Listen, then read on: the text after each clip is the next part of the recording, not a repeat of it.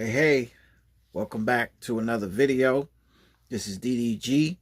I'm your host, Chris. And today we're going to be looking at a project car from Bugatti, which didn't make it into production. So it's more or less like one of their prototypes and what we most notably know it as a concept, which basically is an idea that car companies tend to come up with, but don't necessarily put forth plans to actually put a certain vehicle into production unless they find the cost to be uh, in their favor as far as building and things like that. So with that being said, before we get into the video, I would like you guys to like, comment, and subscribe, and turn on your post notifications so that anytime I drop a video, you guys will be the first ones to see it. So with that being in mind, let me flip the camera so you can see the vehicle I'm talking about. And this here is the Bugatti Atlantic. And it is a concept car or prototype, whichever term you want to use for this particular vehicle. And as we are well aware that Bugatti was manufactured by Volkswagen, so let's get in a little bit of a history behind this prototype. So I just want to give you a little bit of a, I guess, some type of knowledge of where this concept was done. So the Bugatti Atlantic is a modern version of the Bugatti Atlantic Type 57, which means they did have an Atlantic back in the day. And I will show you a picture of the Atlantic from back in the day. Here's the Bugatti Atlantic 57 from back in the day. This is what they had. This was the Atlantic they had a long time ago. So this is what it looked like.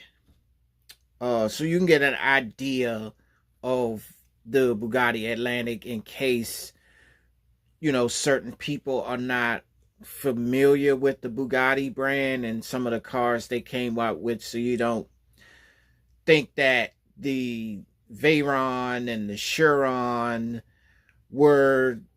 was where they started and things like that. No, it goes a little further back than that. But it remained as a prototype, and it was built in Wolfsburg, the headquarters of Volkswagen. And that was the thing of that. So it is a concept car, a two-door coupe, front wheel, rear wheel drive, front engine, quad motors, individual wheel drive. It has 4 AC synchronous electric motors, and it has 1,500 horsepower. 7-speed transaxle dual clutch, 4 individual single ratio transmissions. And the Atlantic incorporates several elements of the Volkswagen Group, which would have made the car less expensive than the other Bugattis marketed at this time, and therefore make it its entry level. Okay. A 4-liter V8 engine was intended for it, as well as a carbon chassis. 2 models were planned for sale, namely the coupe and roadster versions with thermal or electric engines. The vehicle was also to benefit from technological research intended for the Porsche Taycan. A chrome backbone runs from the hood to the rear, as you can see right here. that line that runs straight down the middle, recalling and therefore paying homage to the 1936 modern car. So that's just a little bit of it. Oh, and let me add this as well. The Volkswagen emission scandal, which implicated the parent company, put an end to the project as it did to others. This prevented a presentation of the Atlantic at the Geneva Motor Show in 2016 and at Pebble Beach in 2015. Okay, so it apparently did not turn out the way they wanted it, and unfortunately it's sad because I really like the way this Bugatti Atlantic looks. It is a beautiful car. It is a beautiful concept, a beautiful prototype that they pulled together. I mean, they put their heads together and they came up with this. I think this is a really, really astonishingly beautiful car. And I think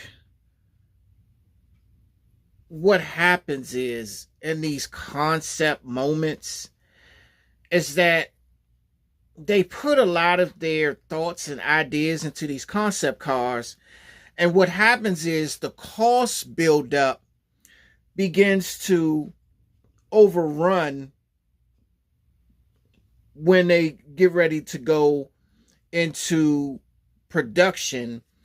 And when that presents an issue, then they want to scrap the project, because there are a lot of things at play when it comes to concept cars that they eventually want to put into production.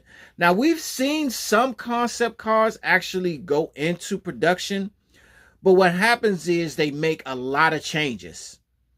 A lot of changes comes with putting putting prototype cars into production. You see a lot of changes. You see a lot of things done. They don't actually come out looking the way the production car actually is.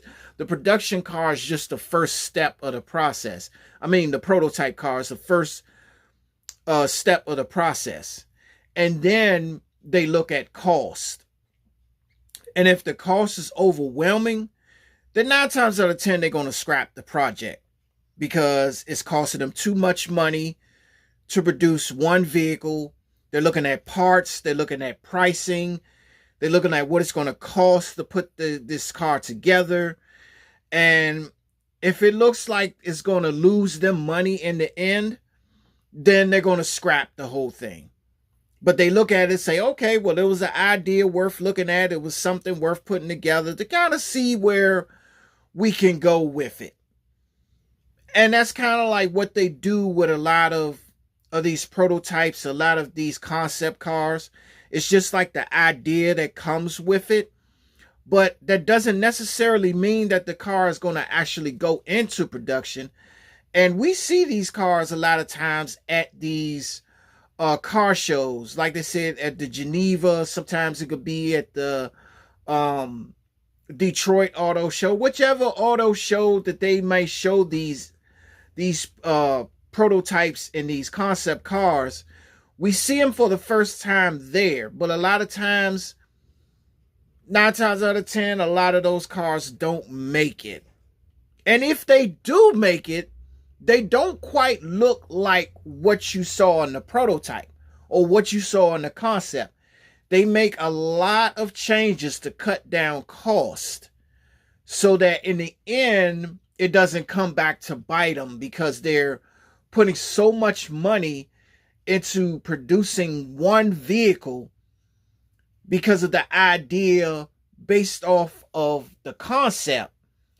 They don't want to spend more than they have to build this car if they decide to put it into production. So this is the mindset that they have going into making prototypes and concept cars come true. But a lot of times they get scrapped.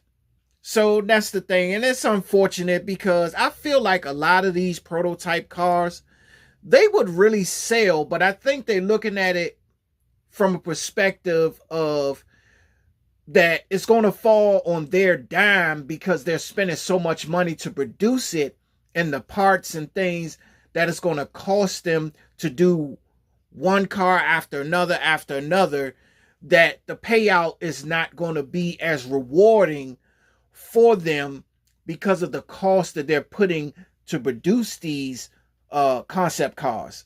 So in the end, they'll make one and see how it looks, and then they go back to look at the projected cost and then what it would look like if they were to put it on the market and see where they're going to price it. And if they feel like they're not going to make a huge profit on it, then it's a scrapped plan. And that's what happens with most concept cars. It's a scrapped plan. I mean, we've seen so many concept cars over the years just get scrapped. You know, we've seen the Chrysler Imperial back in the early 2000s. That got scrapped. We've seen the Cadillac 16. That was a prototype and concept car. We've seen that get scrapped. I mean, we've seen so many cars over the years that, I mean, looked awesome, but never made it to production.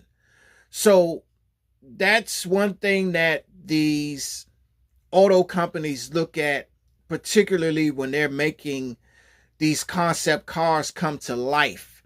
They're looking at costs. They're basically trying to protect their pockets. They're protecting their interests, their money. You know, they don't want to spend too much when it comes to putting these cars into production.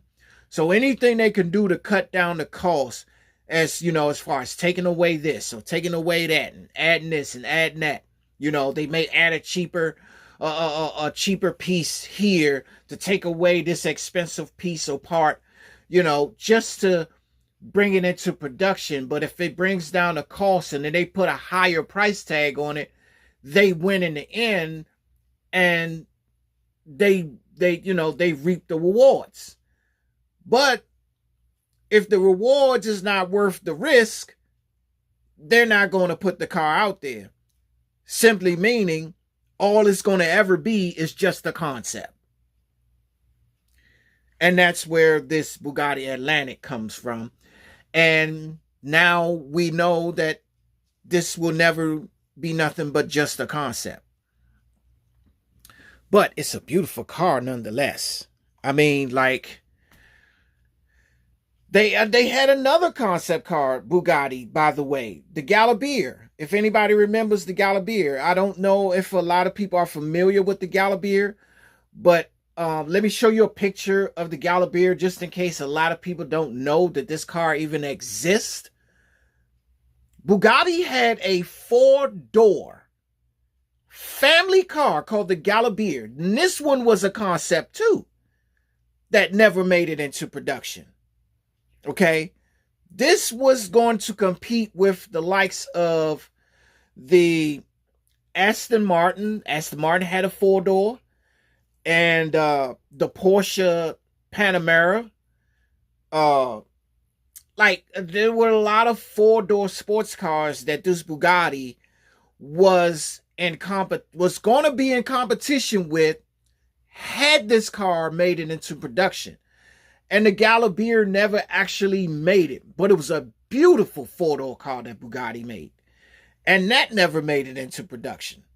So I'm just saying, that's just another example of what I'm talking about when I say that the rewards is not worth the risk for the people who are making these prototypes and concepts, because at the end of the day, may not be the right time. But then also on the other hand, they're looking at protecting their assets, their money.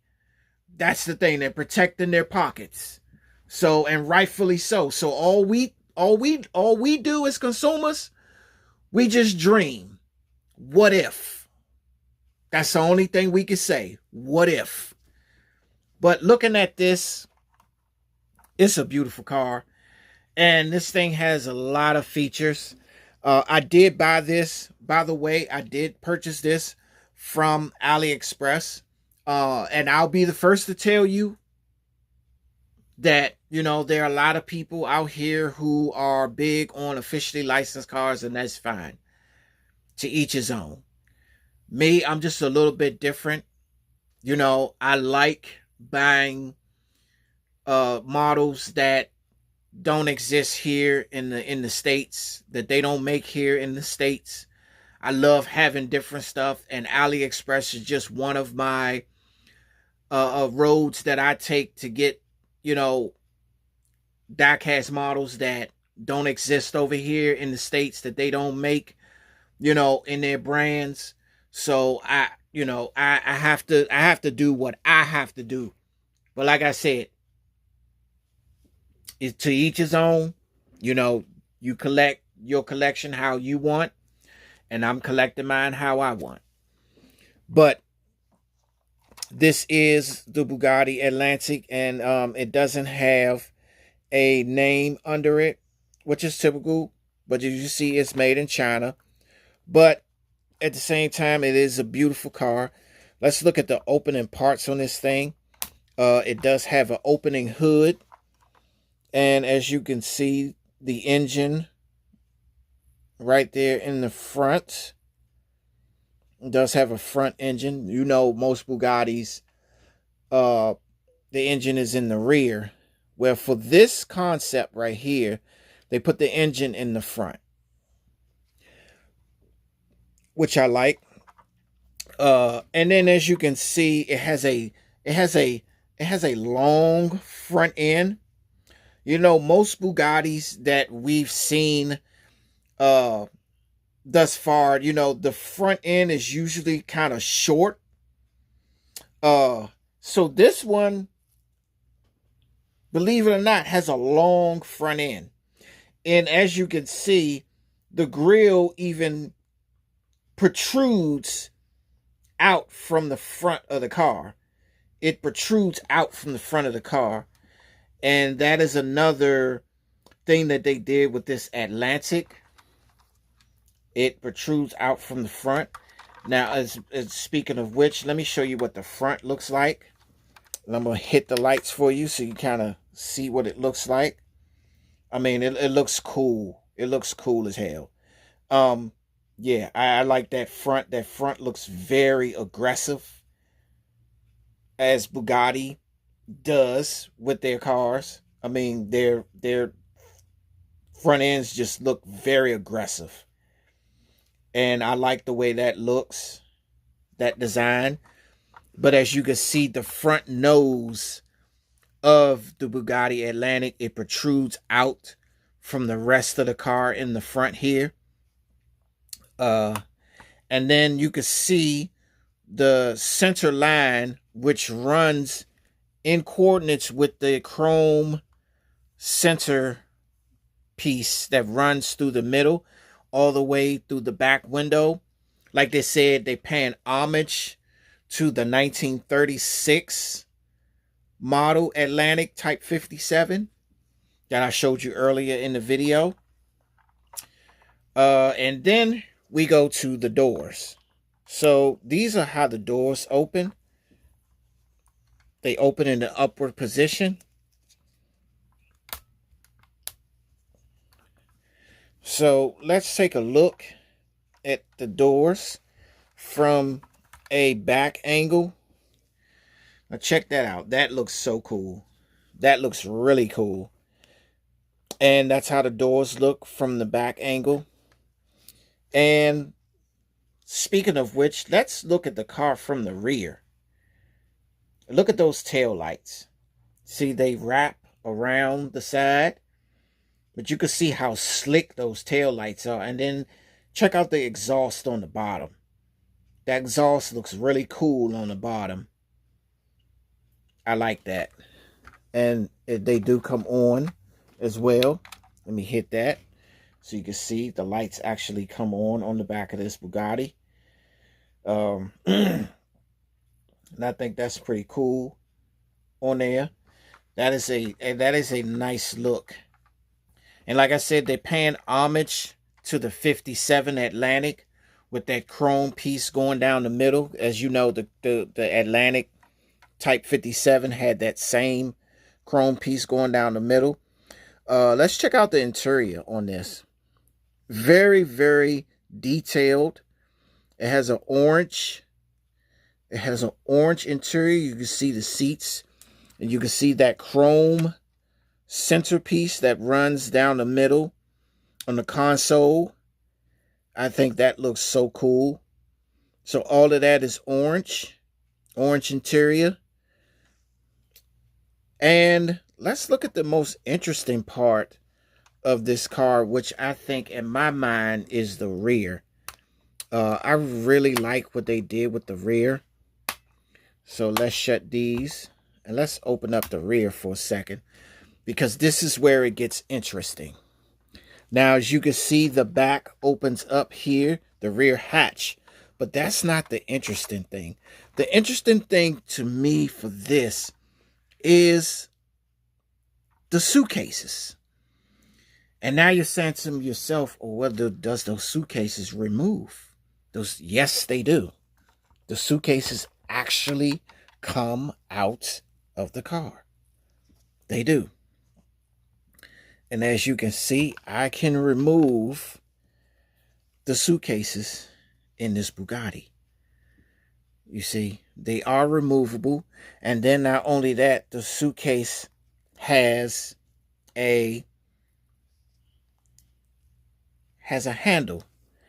And not only do they have a handle, but let's check this out. It opens too. It does open. So, yeah, I mean, come on now. Let me just say this.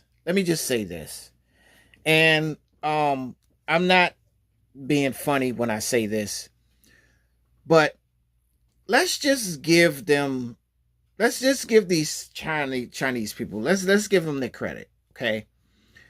Now, when you look at the cars that's being made over here in the US, you're not going to tell me that even though these cars, these diecast models and these brands they make over here in the US, like, they look good. But when you look at these Chinese brands that come from over there, they go above and beyond to give you the best premium quality of their diecast models, because it gives you a lot more features that you normally won't find in all of these other brands. Like, you just don't. So sometimes you might not want to give them that credit, but sometimes credit has to be given when it's due. And I got to give them credit, because they will go far and beyond to give you the best product possible when it comes to these diecast models. Now, I can't speak for all the other products and things or whatever services and other stuff that they do, but when it comes to their diecast models, they go above and beyond. They go above and beyond, because I feel like they give you a whole lot for less. And you can't sit here and tell me that this is not cool. This is not, you can't tell me this ain't cool. A Bugatti Atlantic, and not only that, it gives you 2 suitcases in the back that you can literally pull out the back of the car itself. Like, you cannot sit here and tell me that this is not cool. Like, when I saw this, I knew I had to have this. And you cannot go wrong. To me, it's like it's like purchasing these models is just like, on one hand, buying this car over here It costs more, but you get less features. Over here, you're buying this car, it costs less, but it gives you more features. I think for me, I would get the car that comes with more features that costs less than the car that's more expensive and doesn't give you that many features. You see, I'm all about what else can you give me? You know, is this all I get, for what I'm paying for? Or can I go over here and get more? See, over here, I'm getting more. Over here, I'm not getting that much. So what I mean in conclusion of what I'm saying is, with their diecast models, they give you more to look forward to. They give you more features.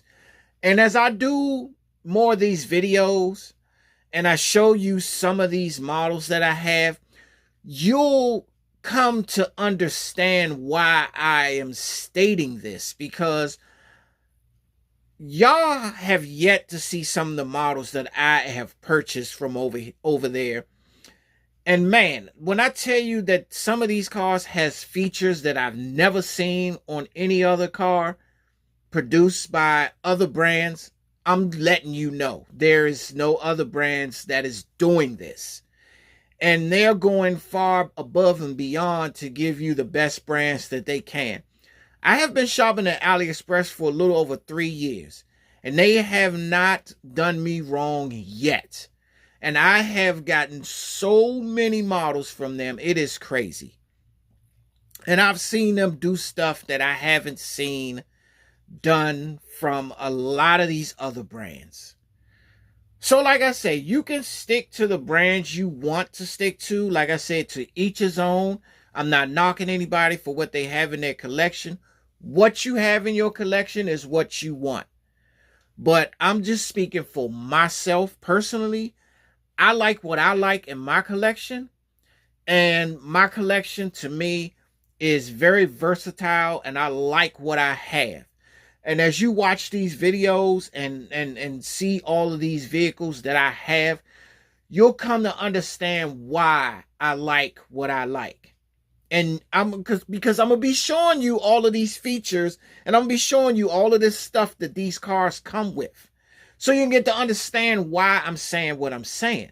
And I'm not just making these statements just because. I'm making these statements because it's true. You're getting more for what you're paying for. And you're not paying a whole lot of money, but you're getting a lot from what they give you. And it's awesome. Like, it's awesome to see what they're putting together. And then you're paying little to nothing for these models, but they're giving you so many features for these models, and they're giving you more to look forward to. And there's so many people I've seen online that are snatching these things up the minute somebody on Facebook Marketplace or Mercari is snatching these cars up, because it's something different to add to the collection. It's something that they've never seen before, and it's something that they can add to what they already got. But folks, you don't have to take my word for it. Just order one of these models and you'll see exactly what I'm talking about. And if you don't, that's fine. That's fine. But me personally, I love what they're doing over there, and I'm going to continue to spend my money on where I can get more. So that's all I'm going to say about that. But back to the Atlantic. As you can see, I got the 2 suitcases back in there. And so this is my Bugatti Atlantic. I love what they did with this. It's a beautiful car. And it would have been nice if they would have actually put this into production. But like I said early in the video, a lot of times they can't do it because, it comes down to cost. It comes down to a lot of different variables that they look at. And sometimes it just don't work out. So it is what it is. But at the end of the day, hey, we can all dream, right? But anyway, I was glad to show you guys my Bugatti Atlantic. And go down in the comments and tell me what you think about this Bugatti Atlantic. I personally think it's a beautiful car. They did really nice on this. And like I said, don't forget to like, comment, subscribe. Turn on your post notifications so when I drop that new video, you'll be the first ones to see it. And until next time, you guys have a great day. Have a happy new year. And all of that.